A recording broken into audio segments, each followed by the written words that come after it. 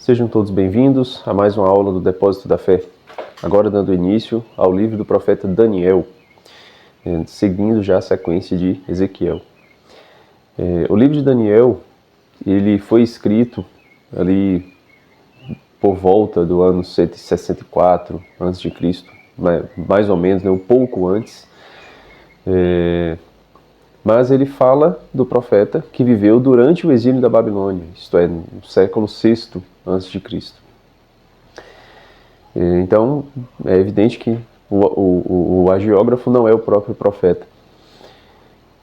E ele faz isso, o escritor desse livro, ele quer encorajar o povo que está sofrendo não o exílio da Babilônia, mas o domínio de Antíoco Epífanes, que nesse período lá, do século II a.C. Então, o contexto histórico é um pouco esse, e um pouco também daquele livro dos Macabeus, que é deuterocanônico, que está apenas na Bíblia Católica e na Ortodoxa também. Só que o autor desse livro não viu o fim de Antíoco Epífanes, não viu a vitória do povo de Judas Macabeu. Quer dizer, então foi escrito mais ou menos nesse período lá de 170, antes de Cristo, para encorajar o povo, certo? Da mesma forma que Ezequiel foi para encorajar os que estavam sob o jugo de Nabucodonosor no exílio da Babilônia, esse aqui é para encorajar o povo sob o jugo de Antíoco Epífanes.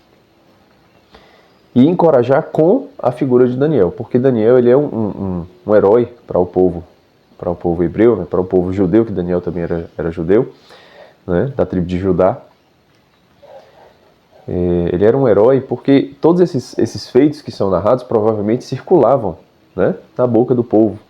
Tanto que o próprio Ezequiel, que era contemporâneo a Daniel, menciona no seu livro, a gente viu isso lá foi na primeira aula ou na segunda de Ezequiel, não me recordo agora, ele é mencionado como uma figura ilustre, como um herói, certo? Como um modelo, como um espelho para o povo.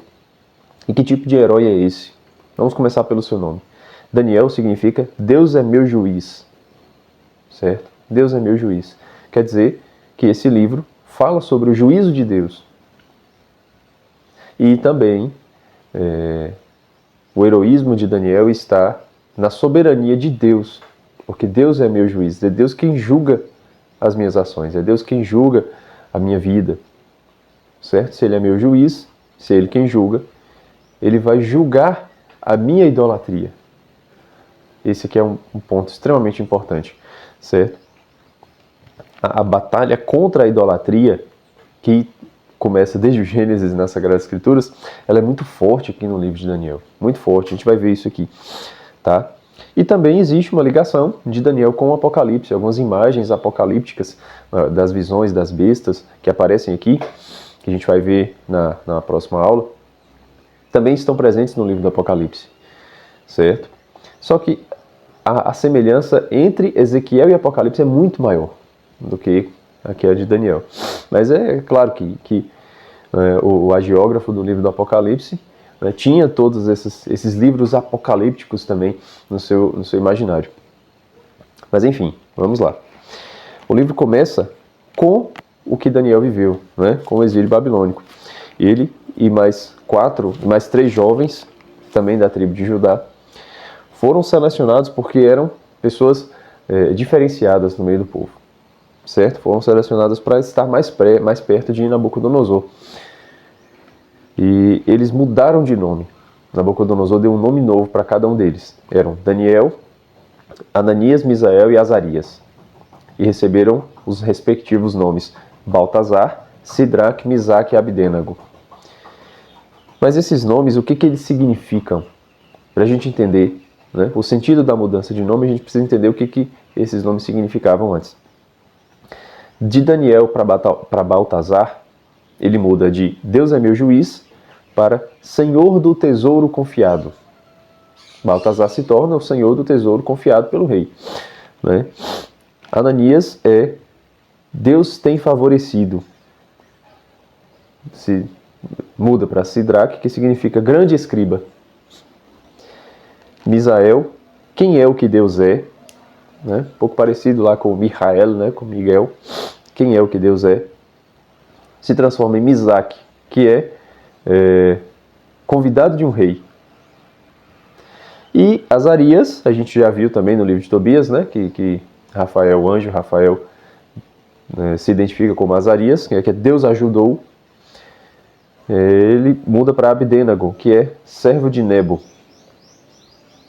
Todas as coisas que são baixas, coisas pequenas, apesar de grandes para o reino, né? Convidado de um rei, grande escriba, mas nada semelhante à dignidade que eles tinham. Todos exaltando a grandeza de Deus. Deus é meu juiz, Deus ajudou, quem é o que Deus é, Deus tem favorecido.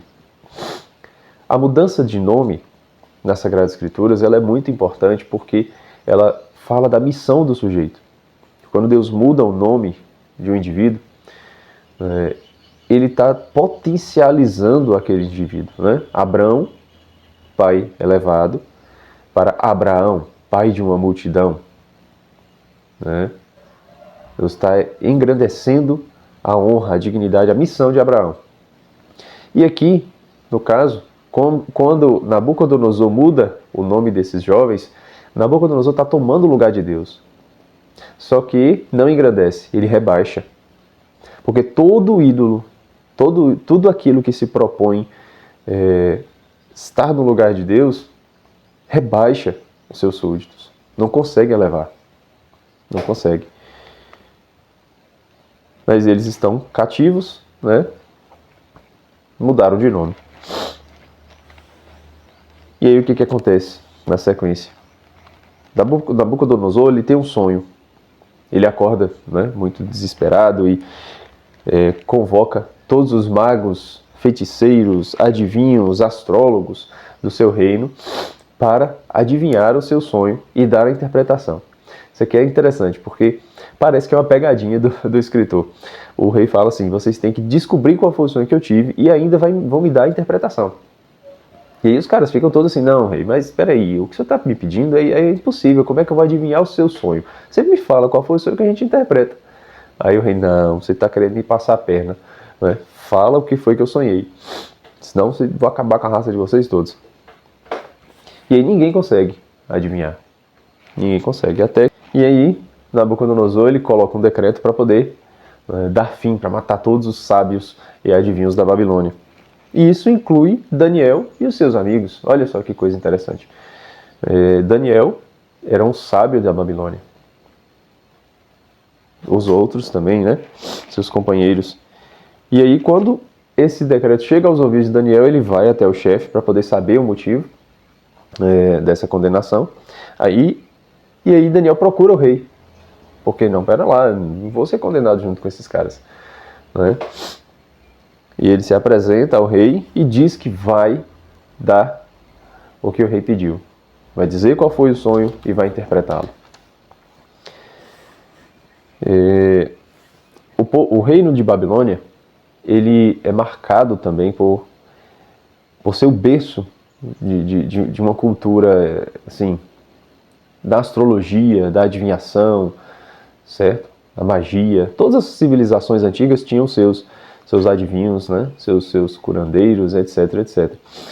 Mas a astrologia, tal qual nós conhecemos, ela veio de Babilônia, certo?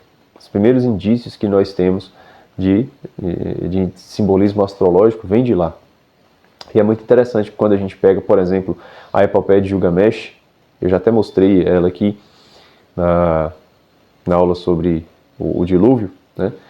Quando a gente pega a epopeia, ela foi escrita em 12 tábuas, né? 12 tabuinhas.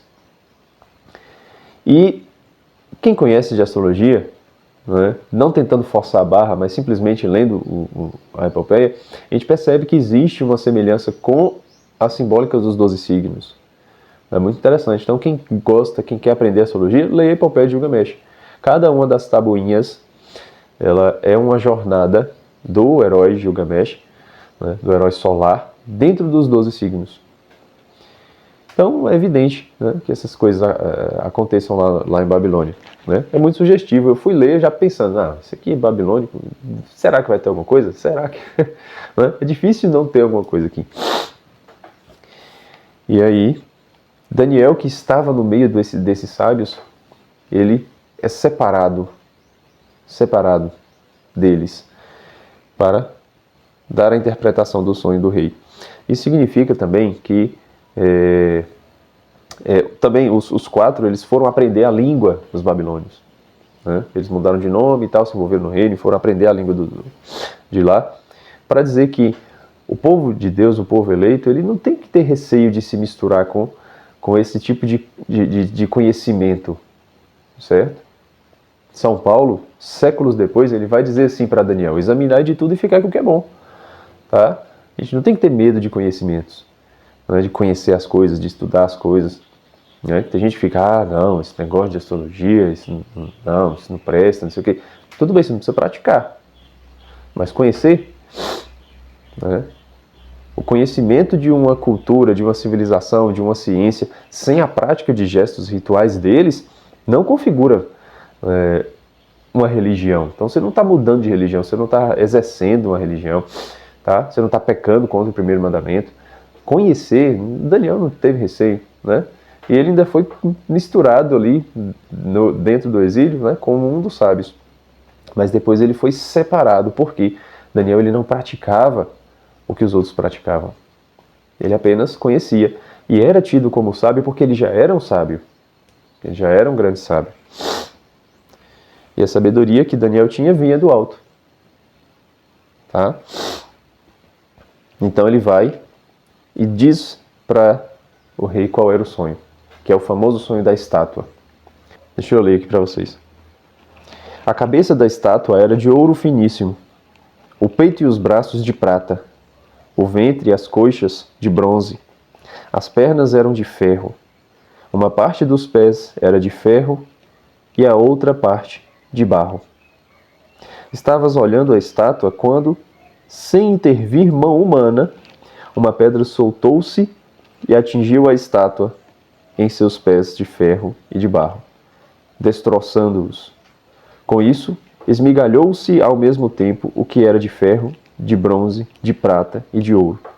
Ficou como se fosse palha no terreiro em final de colheita, levada pelo vento sem deixar vestígio, e a pedra que atingira a estátua tornou-se uma grande montanha que encheu a terra inteira. E aí depois ele vai dar a interpretação, dizendo, né, que cada uma dessas partes do corpo da estátua eram dos reinos, e o primeiro de ouro era o de Nabucodonosor. Né? Os seus sucessores seriam esses reinos que pareciam ser mais rígidos, porém se tornaram cada vez mais fracos, com os pés, né, de ferro com barro. Tá? Beleza, então o significado do sonho já está dado. Mas qual é o significado do símbolo dessa estátua? Essa estátua, ela é a estátua de Nabucodonosor. E se Daniel disse que cada um desses elementos é um dos reinos tirânicos que sucederam Nabucodonosor, a gente precisa entender que, na verdade, essa estátua ela é símbolo de toda a tirania. É símbolo de todo o reino deste mundo. Todo o reino deste mundo tem essas características. Cabeça de ouro, braços de prata, ventre e coxas de bronze, pernas de ferro e pés de ferro e barro. O que isso quer dizer? Essa tirania, tendo cabeça de ouro, ela quer uma autoridade que não é sua. Porque o ouro brilha, reluz, né? E a cabeça é símbolo da autoridade, do pensamento, da ideia. Os reinos deste mundo, a tirania deste mundo, independente dos tempos e lugares, toda ela tem o desejo de impor a sua vontade sobre os outros. Julga que a sua vontade, as suas ideias são superiores às dos outros, reluzem mais, são mais valiosas, são mais preciosas. Certo? Os braços são de prata. os braços, a sua ação é mais forte do que as suas ideias. São mais fortes, né? A prata é mais forte. E ainda é preciosa, certo? Ainda é preciosa para si. Então as ações desses reinos são pesadas, são duras, são vingativas, certo? Como a prata. O ventre é de bronze. O bronze é um metal venusino, ligado às paixões, às concupiscências. E o ventre, né, é de onde sai a concupiscência, né? Cingir os rins. O que é cingir os rins? Né? É conter as suas vontades. Mas esses reinos, tendo o ventre de bronze, significa que os seus desejos são valiosos também para eles, e ainda mais firmes, ainda mais rígidos do que as suas ações e do que as suas ideias. Significa que eles são movidos por esses desejos. Interessante como o Behemoth, a sua força está no ventre. O Behemoth lá do livro de Jó, né? Força está no ventre. A força dessa tirania está no ventre, porque são as suas vontades, os seus desejos que os movem, certo? Não são suas ideias brilhantes, olha só o contraste. Quando as suas ideias brilhantes entram em contraste com a sua vontade, com o seu desejo, é o desejo que vai comandar. Suas pernas são de ferro, porque não se dobram. Seus joelhos não se dobram, não se curvam diante de ninguém. Não existe uma autoridade para eles que está acima deles. Não existe, eles não se curvam. E suas pernas são de ferro, elas saem andando, passando por cima de quem estiver no caminho. Mas os pés são de ferro e barro.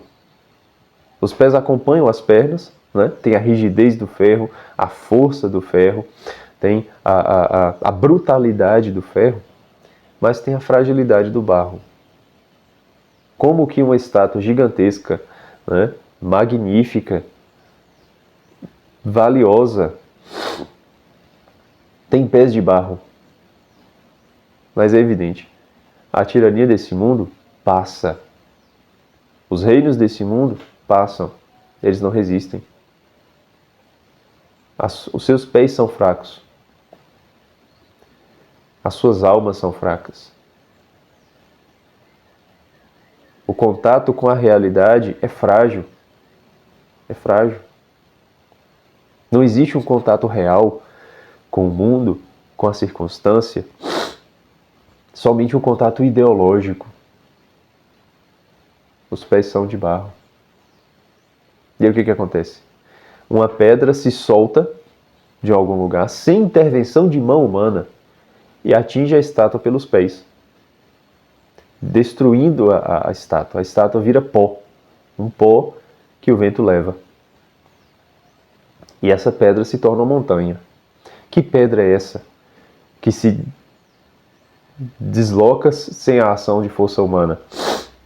É Jesus Cristo. A pedra de tropeço para alguns, que se torna a pedra angular. É a pedra de tropeço para Nabucodonosor e seus sequazes, né? Todas as tiranias, todos os reinos deste mundo. Que, quando vem Cristo, o que acontece? Ele vem e bate nos pés desses reinos. Ele bate nos pés. Ele não enfrenta, né, com armas. Né? Jesus disse a Pilatos: meu reino não é deste mundo. Meu reino não é deste mundo. E ele vem batendo com a realidade, com o transcendente, com a graça. Ou, em termos mais simples, com o próprio tempo, com o fim dos tiranos. Né? Eles têm fim, eles passam. E essa pedra, que veio sem intervenção de mão humana, se torna uma montanha. O que é uma montanha? A montanha é símbolo daquilo que o homem precisa subir para entrar em contato com o divino. É o monte que Moisés subiu para receber de Deus as tábuas da lei. Né? Então a montanha é símbolo dessa subida. Essa pedra que vem se torna uma montanha, se torna o ponto de ligação entre os homens e Deus. Porque, na verdade, a tirania é vencida com a espiritualidade. Certo? A idolatria é vencida com a verdadeira espiritualidade. E aí existe um contraste entre essa estátua de Nabucodonosor e o amado de Cânticos, que eu falei na aula, né, que eu ia deixar para fazer esse contraste aqui, que é um contraste interessante, né, e porque a aula já tinha ficado gigantesca. No livro de Cântico dos Cânticos, capítulo 5, a amada descreve como é o seu amado. E a gente já sabe que o amado do texto aqui é Deus, certo? Jesus Cristo. Ela diz assim, capítulo 5, a partir do versículo 10. Meu amado é claro e corado, inconfundível entre milhares. Sua cabeça é de ouro puro. Nabucodonosor também tinha cabeça de ouro. E os anéis de seus cabelos como cachos de palmeira, negros como o corvo. Então, só a cabeça que é de ouro, né? Os cabelos não são.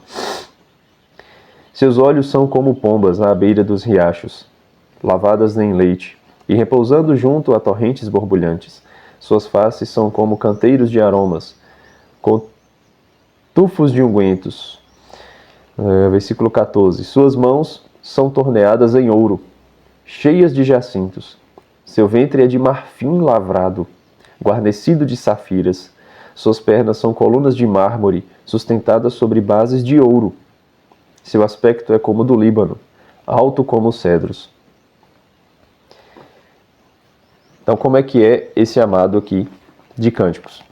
Tudo bem que a amada está fazendo um cântico nupcial, então tem toda uma parte, né, mais erotizada, mais voltada para a beleza mesmo do corpo e tal, mas existem algumas características que são interessantes aqui de a gente contrastar. A cabeça é de ouro também, quer dizer, a ideia do amado, a ideia de Jesus Cristo é valiosa, certo? É preciosa. É a ideia dele, a vontade dele, os pensamentos dele, que são realmente reluzentes, como um ouro puro. Né? E ele é claro e corado porque é vivo. Né? É claro porque ele é a luz e corado porque tem vida, certo? E esse claro aqui é em contraste com a própria amada, porque ela é morena. Ele é claro. Aqui está contrastando entre forma e matéria, entre espírito e matéria, certo? O mundo material opaco e a luz espiritual que brilha, que ilumina o mundo material, certo? Então, dele que emana a luz, ele é claro. Seus cabelos são negros, suas mãos são de ouro, torneadas em ouro. A ação dele também é preciosa. A ação dele não é tirânica, não é pesada, mas é valiosa. Aquilo que ele faz é valioso, certo? Aquilo que ele faz reluz, aquilo que ele faz brilha, aquilo que ele faz é bom. Seu ventre é de marfim lavrado, guarnecido de safiras. Então, o seu ventre, a sua vontade, ela é clara como marfim. Firme. O marfim é firme, certo? Resistente. Mas é claro, é reluzente também, certo? E guarnecido de safiras, de pedras preciosas, para dizer que a sua vontade é clara, é uma vontade que se mostra. A vontade de Cristo não é uma vontade oculta, onde ele faz uma coisa e a gente não sabe qual é a sua intenção, como os tirânicos de bronze, com ventre de bronze, certo? Que tem o seu Deus como sua própria barriga, tá? Não é essa a ideia de Cristo. A sua vontade é de marfim, guarnecida por safiras. É preciosa, é reluzente, é clara, é evidente a todos. É firme, mas é evidente. Todos nós sabemos qual é a vontade de Deus. O desejo de Deus é que todos se salvem e cheguem ao conhecimento da verdade, vai dizer São Paulo. Suas pernas são como colunas de mármore, sustentadas por base de ouro.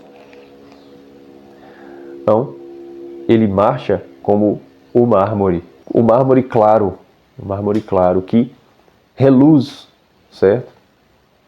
Quando a gente coloca uma luz contra uma superfície branca, contra uma superfície clara, né, como o marfim, como o mármore, o ambiente fica iluminado, porque ela reflete a luz, certo? Assim como, né, o caminhar do amado. Ele não caminha com pernas de ferro, passando por cima do que vê pela frente. Não, mas como quem ilumina, como a coluna de nuvem que guiava o povo no deserto, no livro do Êxodo, certo? Como a coluna de fogo à noite e coluna de nuvem de dia. Clara, gigantesca, colossal, né? Magnífica, porém clara, reluzente, que ilumina, e sustentada por bases de ouro, né? Então seus pés são de ouro. A vontade de Cristo, a alma de Cristo, ela é sutil, não é um pé de ferro, né? Pesado. O ouro, ele é mais leve, o ouro, ele não é tão rígido quanto o ferro, né? Mas é precioso. É precioso. Então a alma de Cristo, ela tem a sutileza, ela tem uma leveza, certo? Mas ela tem a preciosidade em si mesma. É quase como se fosse todo de ouro, né? Mas algumas partes têm que ser diferentes para a gente entender que está falando de um símbolo, né? Se dissesse, meu amado é todo dourado, a gente não ia prestar atenção, né?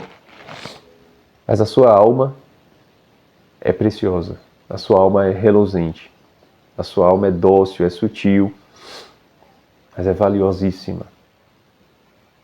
Valiosíssima. Então, esse é o modelo de rei não tirânico, certo? Em contraste com o rei tirânico, que é Nabucodonosor. E aí, quando o rei escuta, né, a interpretação de Daniel, ele acha o máximo aquilo, né, fica encantado e promove Daniel. Só que o que o rei faz? O rei fica tão empolgado com esse negócio que ele manda construir uma estátua gigantesca, com uns quase 30 metros de altura, e manda que todo mundo adore essa estátua. Então, quando se tocarem os instrumentos musicais no reino, onde estiverem, todos têm que parar e se curvar para adorar essa imagem, que é a imagem de Nabucodonosor. A idolatria generalizada aqui, né? Porque é um deus, um ídolo, né? Feito, e é o ídolo do próprio rei, certo? É a imagem e semelhança do próprio rei.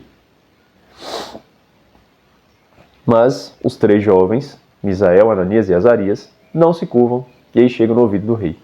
Que esses três jovens, né, os Sidraque, Misaque e Abidênago, não estão se curvando. E aí o rei, não, mas que história é essa? Que história é essa? Não, quem não se curvar, eu vou ter que cumprir aquilo que eu disse, né? Vou jogar na fornalha. Quem não se curvar diante de minha estátua vai ser jogado na fornalha. E então eles vão, né? Os três jovens vão para a fornalha. São levados. E aí tem uma oração aqui que não está inclusa na versão hebraica do texto de Daniel, mas é uma parte em aramaico, certo? Tem a oração de Azarias e o cântico dos três jovens na fornalha. Só um parêntese aqui interessante, que esses três jovens aqui, eles parecem não ser pessoas normais. Parece que são como se fossem os três arcanjos, né? Azarias a gente já sabe que é Rafael, né? Azarias a gente já sabe. Mas Misael, né? Parece um pouco Mihael. E Ananias significa Deus tem favorecido. Deus tem favorecido. E Gabriel, né? Gabriel significa o que? Eu me esqueci agora o que Gabriel significa, mas algo como força de Deus, alguma coisa assim. E tá, eu tô forçando a barra, né? Só tô forçando a barra aqui porque foi uma coisa que eu olhei assim de canto de olho e achei assim um pouco sugestivo, né? Será que são os 3 arcanjos aqui sendo citados de forma sutil? Né? Não sei. Segue-se o cântico dos 3 jovens dentro da fornalha. O que é interessante é que, para deixar evidente que não teria como sobreviver, né, lá dentro, a fornalha foi alimentada com tanta chama, com tanto combustível para a chama, que os soldados que se aproximavam para jogar os 3 morreram. Quem sequer se encostava, né, perto das portas da fornalha morria queimado, porque as chamas estavam realmente avassaladoras. Só que os 3 jovens permanecem vivos lá dentro. E aí aparece um quarto, né, um anjo do Senhor, para fazer com que eles fiquem lá dentro como que sentindo uma brisa, certo? Então as chamas não queimam, não os queimam. E eles começam a cantar, né, o cântico.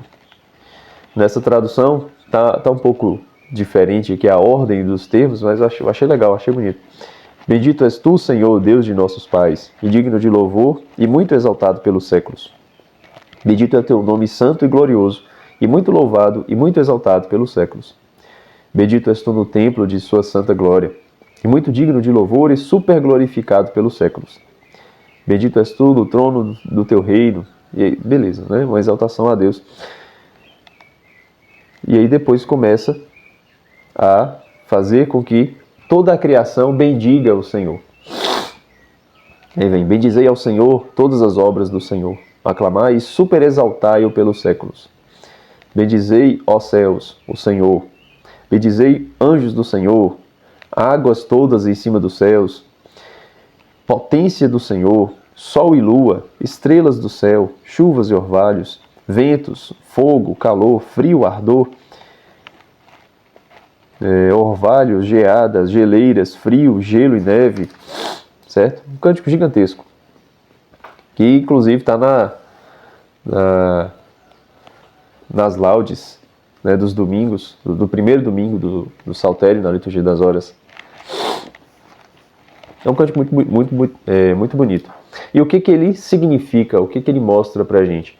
Que todas essas coisas da criação, né, que eu falei depois, relâmpagos, feras e rebanhos, baleias e peixes, aves dos céus, todas essas coisas que para os pagãos eram deuses, né, ou tinham um deus específico para governar cada uma dessas coisas, aqui os 3 jovens dentro da fornalha estão passando por essa transformação, né, estão dentro da fornalha, mas estão mostrando para o mundo que só existe um único que governa tudo isso. Que todos esses deuses, na verdade, estão a serviço do Deus verdadeiro. Porque eles são falsos, eles não existem. Mas é claro que a geada, o frio, o relâmpago, o sol e lua, tudo isso existe. E tudo isso é governado, seja pelas potências do Senhor, seus anjos, mas todos submetidos à vontade de um único. Aquele que deve ser super exaltado pelos séculos. Aquele que manteve vivos os 3 jovens dentro da fornalha. E aí existe essa transformação, porque a fornalha ela é símbolo, né, do forno alquímico, daquilo que transforma. O fogo também tem esse símbolo, né, que o fogo faz com as coisas, né? A gente precisa preparar uma comida, a gente precisa do fogo, porque é o fogo que transforma, que muda do estado cru para o cozido, né? A transformação é feita pelo fogo. E estando esses 3 jovens que haviam sido rebaixados lá dentro de Babilônia, né, com os seus nomes modificados, eles são glorificados, eles são agraciados, né? Não é a glória ainda, é a graça, são agraciados e são transformados lá dentro. É necessário que nós também passemos pelo forno alquímico, o forno das chamas que nos transformam. Porque dentro da fornalha, eles não tinham acesso ao mundo externo. Mas eles eram quem melhor enxergavam o mundo externo com esse cântico. mostram para a gente que eles melhor enxergavam, assim como São Francisco de Assis. O Cântico das Criaturas de São Francisco é um pouco parecido com esse, não é? Começa com um louvor a Deus, depois louva a criação, né? Ponto a ponto. Não tão grande, não tão extenso quanto esse, porém verdadeiro, vivo. E São Francisco canta esse cântico quando ele está paralítico e cego. Ele não podia contemplar a beleza da criação que ele estava louvando com seus lábios. Quer dizer, Francisco já tinha passado por uma transformação interior ao ponto de enxergar muito melhor a realidade, né? Melhor do que quem enxerga só com os olhos. Tá? Então essa é a transformação, essa graça, a graça flamejante, né, que abrasava o coração dos jovens, que abrasou o coração de São Francisco, é aquela que mostra para o mundo que não há idolatria. Não deve haver idolatria. Nenhum ídolo permanece de pé diante do Deus verdadeiro, do Deus Altíssimo. Né? Isso é interessante, porque essa palavra Altíssimo aparece várias vezes aqui no texto, para dizer que o Deus verdadeiro, o Yud-He Vav-He, nosso Senhor, ele é altíssimo. O que isso quer dizer? Que ele é muito mais alto do que todos os ídolos. Os ídolos eles podem ter 30 metros de altura, podem ser feitos de pedras, de qualquer tipo de metal, mas o Altíssimo, o que está mais alto, é ele que governa tudo. Aquele que está muito acima de todos os outros, certo? Tem uma autoridade muito maior, certo? E aí o rei fica, né, abismado com esse negócio, eles saem de lá, o rei os acolhe de novo, né? Ele reconhece a grandeza do Deus deles. Parece que o rei está mudando, né? Parece que Nabucodonosor ele está começando a mudar.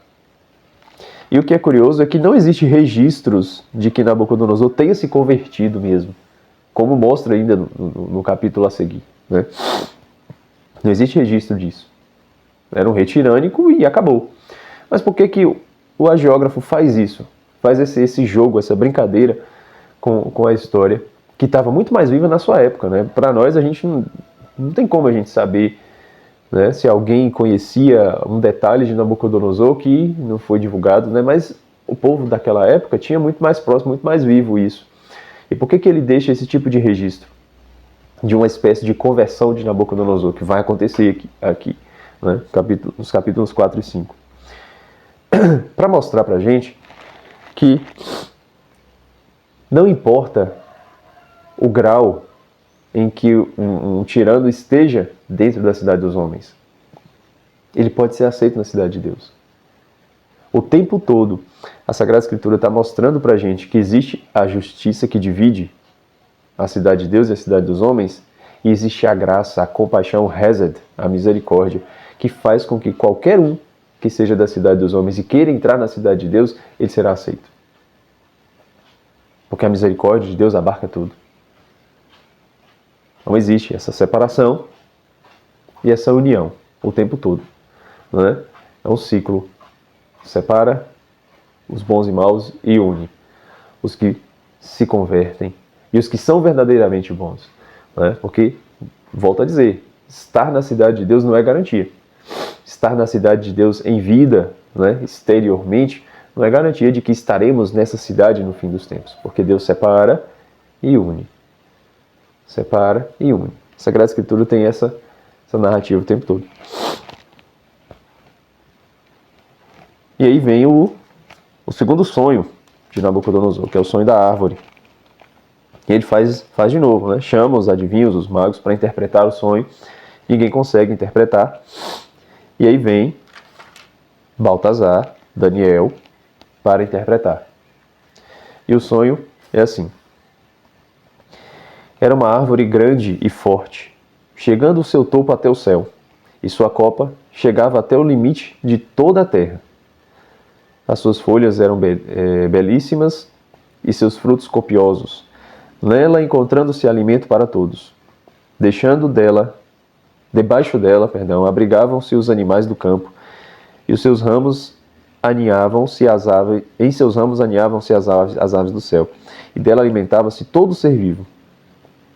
E aí eu observando na visão da minha cabeça sobre o meu leito, quando um vigia, um santo, desceu do céu, em alta voz ele gritou dizendo: cortai a árvore, cortai os ramos, sacudi suas folhas, dispersai seus frutos, fujam os animais de sua sombra e os pássaros de seus ramos, deixai na terra, porém, o germe das suas raízes, com uma corrente de ferro e de bronze nas ervas do campo. Que ele seja orvalhado com o sereno do céu, e tenha o mesmo destino que os animais do campo e as aves e as ervas da terra. O coração humano lhe seja tirado, e o coração de fera lhe seja dado. E 7 tempos passem sobre ele. Por sentença dos vigilantes foi decretado, e a palavra dos santos é um pedido. Que os viventes reconheçam que o Altíssimo manda no reino dos homens. Ele o dá... certo, beleza. E aí Daniel interpreta dizendo que tu és esta árvore, ó rei. Tu és esta árvore que será cortada, que é grandiosa, né? Que chega até o céu, que se estende sobre toda a terra, que abriga todos os animais, mas que será cortada, sacudida, orvalhada, com o coração de fera. E aí o que acontece? Nabucodonosor, ele tem ele é acometido por uma demência. O texto diz isso, né? A demência de Nabucodonosor. Rei Nabucodonosor, diz Daniel, fica sabendo que o teu reino te é tirado. Vamos expulsar-te do meio dos homens, para teres de morar com os animais silvestres. Hás de comer capim como um boi. E 7 anos deverão passar, né? 7 tempos, né? 7 anos. Até que aprendas que é o Altíssimo quem manda no reino dos homens e dá o poder a quem ele quer. É o Altíssimo quem manda nos homens e dá o poder a quem ele quer. Isso aqui é um mistério muito interessante. Muito interessante. Apesar da tirania ter fim, né, de Deus ser aquele que bate nos pés da tirania, ele dá o poder a quem ele quer. E aí vai dizer Jesus diante de Pilatos: nenhuma autoridade te seria dada se não viesse do alto. É um mistério, né? É um mistério. E aí aconteceu isso. Nabucodonosor, ele ficou, né, andando como um boi. Ficou no sereno, né, recebendo o orvalho. Seus cabelos e unhas cresceram. Ficou parecendo um bicho. Entretanto, vai dizer o próprio Nabucodonosor, depois daqueles dias, eu, Nabucodonosor, levantei os olhos para o céu e a consciência me voltou. Passei então a bendizer o Altíssimo e a glorificar e louvar aquele que vive eternamente. Nabucodonosor se converte. Seu poder é um poder eterno, e o seu reino dura de geração em geração. Todos os habitantes do mundo diante dele nada valem. Ele trata segundo a sua vontade os astros do céu e os habitantes do mundo. Ninguém há que resista à sua mão, ou possa perguntar-lhe: que fazes? O que tudo isso quer dizer? Vamos lá. O primeiro sonho foi mineral, né? Metais preciosos, etc. Agora é um sonho vegetal. É como se houvesse uma evolução da tirania. Está falando do mundo vegetal, né, que é superior ao mundo mineral. Uma árvore. E a árvore, ela é um símbolo que aparece em inúmeras mitologias. A gente se recorda logo de imediato da Yggdrasil, a árvore da mitologia nórdica, né, que é a árvore do mundo. Certo? É a árvore do mundo.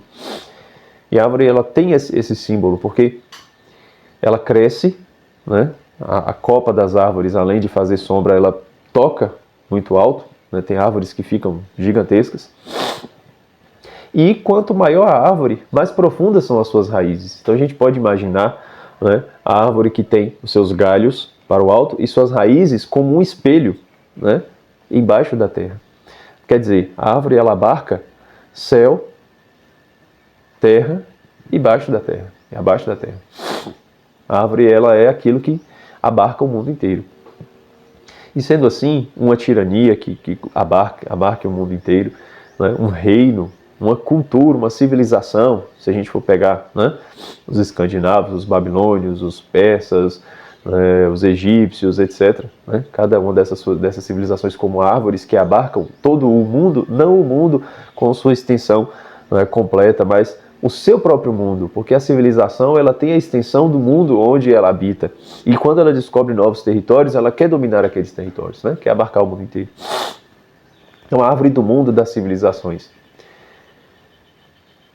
ela pode ter a grandeza e a beleza que for. Ela pode ser semelhante à árvore do Gênesis, né? Que tem vários frutos, mas que na verdade os seus frutos não dão vida, mas levam à morte. Ela será sacudida e cortada. Vem um anjo, um santo, né, do céu, fala assim, né, um santo, podemos dizer um anjo, mas vem Jesus Cristo, né? Todas essas imagens aqui, elas podem ser imagens, né, de Jesus Cristo que desce do céu. Primeiro veio como pedra para o mundo mineral, agora vem como um santo. Se a tirania ela cresce, a graça de Deus mostra que ela ainda é maior. É o Altíssimo, tá? Vem e sacode todo esse reino. Nenhuma civilização pagã permanece de pé. E não porque vem a tirania judaico-cristã. Não, de forma alguma. Né? Mas porque o tempo mostra que elas simplesmente ruíram. Tá? Essas árvores não permanecem. E aí Nabucodonosor ele é animalizado, ele é bestializado. O que um animal é incapaz de fazer com sua própria força? Com sua própria vontade, sem um estímulo externo? O que Nabucodonosor fez? Levantei os olhos para o céu. Levantei os olhos para o céu. Por mais bestial que seja, o ser humano, ele tem essa capacidade. Tá, a capacidade física mesmo, né, de levantar os olhos para o céu sem um estímulo. Porque o animal ele precisa de ser chamado, ele precisa ser convidado a olhar para o céu. Algo tem que chamar a sua atenção para que ele olhe. Mas o ser humano não. O ser humano ele é capaz de olhar para o céu mesmo sem isso. Ele é capaz de encontrar uma beleza escondida no céu. Porque as nuvens não chamam a atenção da gente, né? Não chamam a atenção dos animais, mas podem chamar a nossa atenção. Né? A beleza de segundos de uma nuvem. Então a gente é capaz de procurar essa beleza, de olhar para os céus livremente, de levantar os olhos para o céu. E, claro, né, mais do que isso, de levantar os olhos para o que está de fato no céu, para o Altíssimo. Para o Altíssimo que é sutil. O Altíssimo, ele é a fonte da luz, mas ele não é a bola de fogo como o Sauron, que quer chamar a atenção para si. Né? O Sauron do Senhor dos Anéis. Não. O Altíssimo ele é sutil. Como o sol que, mesmo estando, né, somente num ponto do céu, ilumina toda uma extensão. Então, se a gente olha para o céu do lado de lá, a gente está vendo que está claro, mas o sol ainda está despontando. Certo? É o Altíssimo, que não chama a atenção para si como, né, um sujeito espalhafatoso, mas de forma sutil. Sutil. Temos que erguer os olhos para o Altíssimo. Fazer como Cristo disse que aconteceria. Quando for elevado, né? Quando eu for elevado, olha só, né? Altíssimo, elevado, atrairei todos a mim. Atrairei todos. Podemos erguer os nossos olhos. E por mais bestial que sejamos, ao olhar para o alto, erguendo junto com os olhos os nossos corações, ele converte esse coração. Ele tira de nós o coração de pedra e nos dá um coração de carne. Tira o coração de besta, de animal, e dá um coração de carne.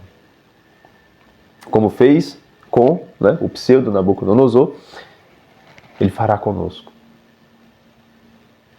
Ele fará conosco. Assim como fez com o bom ladrão, que ergueu os olhos para Cristo e disse: lembra-te de mim quando entrares no teu reino.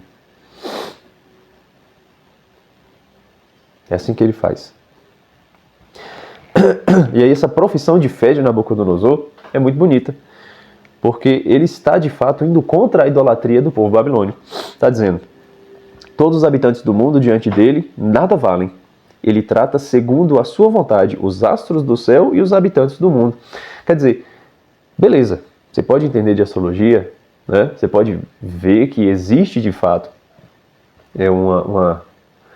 uma similaridade entre o fenômeno celeste e acontecimentos terrestres, mas a gente precisa ter em mente que é o Altíssimo que governa tudo isso. Ele trata segundo a sua vontade tanto os astros quanto os homens.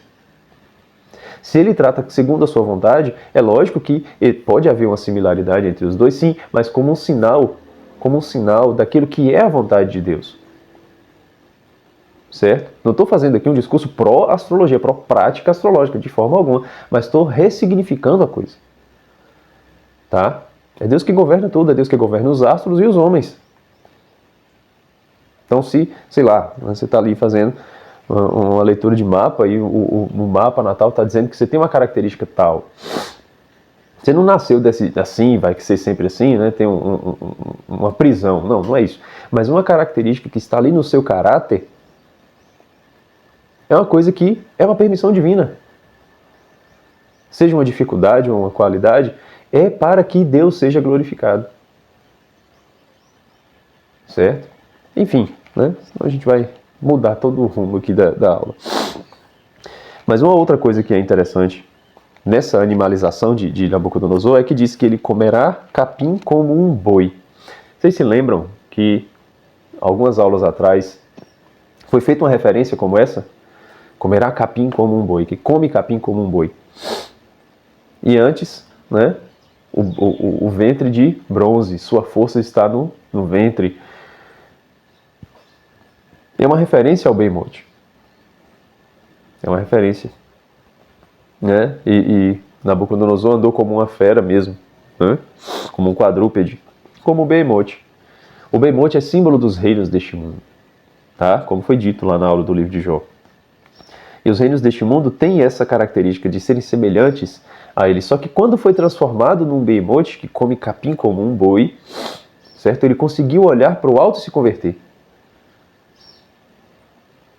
Um terceiro estágio, né? Foi o mineral, o vegetal, agora o animal. Depois do mineral, ou depois do animal, veio o humano, o estágio humano. E se nesse estágio não houver essa conversão dos olhos para o alto, aí será o fim. Aí será o fim. É a última esperança, é o último sinal. Certo? E o Behemoth, o que é? Força da justiça de Deus. Qual o significado do livro de Daniel? Do nome Daniel? Né? Deus é meu juiz.